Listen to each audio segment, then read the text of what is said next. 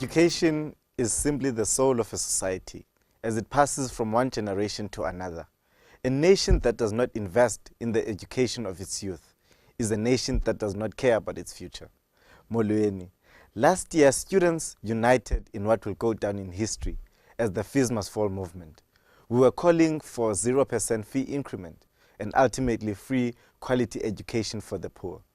The presidency then responded and told us that we will get 0% fee increment. This decision was made by a reactive man. It was made by a man who did not have a proper plan for the future of our education. This then affected the higher education budget drastically, as poor universities would suffer the most. Universities like Walter Sisulu University, Forte and Univen, and other previously black universities. The Deputy Director General for University Education, Dr. Parker, confirmed that even the previously advantaged universities did not have uncommitted reserves to cope with. The 0% fee increment meant that the government would decrease its funding towards university infrastructural development. NMMU is a prime example of this. Early last year, we sent a proposal asking for 214 million of funding to build a new 1,000-bed residence on campus. The government responded this year that they will only be giving us 61 million as they did not have funds due to 0% fee increment. The minister went on to say that they will be giving 2.5 billion to pay for historic debt and a further 2 billion for those same students to complete their studies. This was for them to pay for students that they had promised to give funding over the last 3 years. This was nothing but another way to fool our people.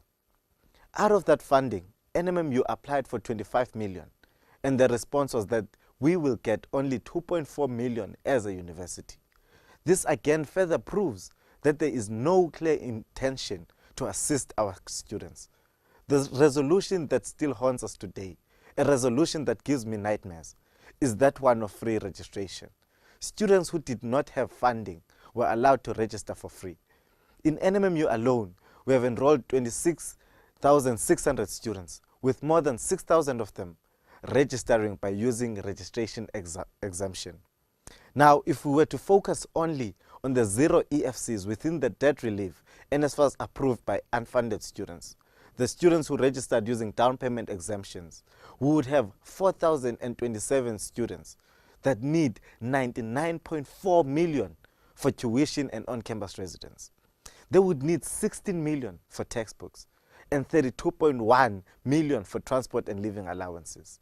That is not counting all of those 6,000 students that registered using down payment exemption or free education, as it is commonly known.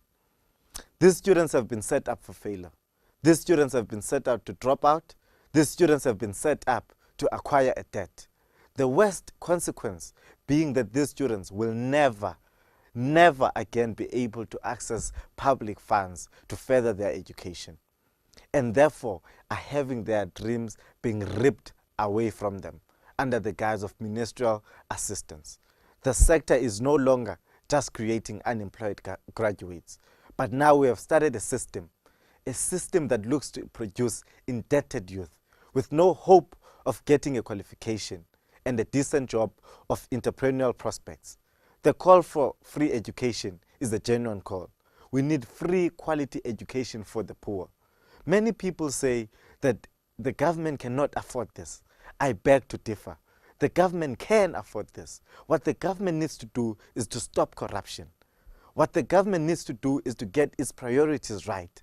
Our former SRC president proposed amendments to the latest budget, which would, amongst other things, reset the priorities by increasing funding to the higher education system, for students in particular.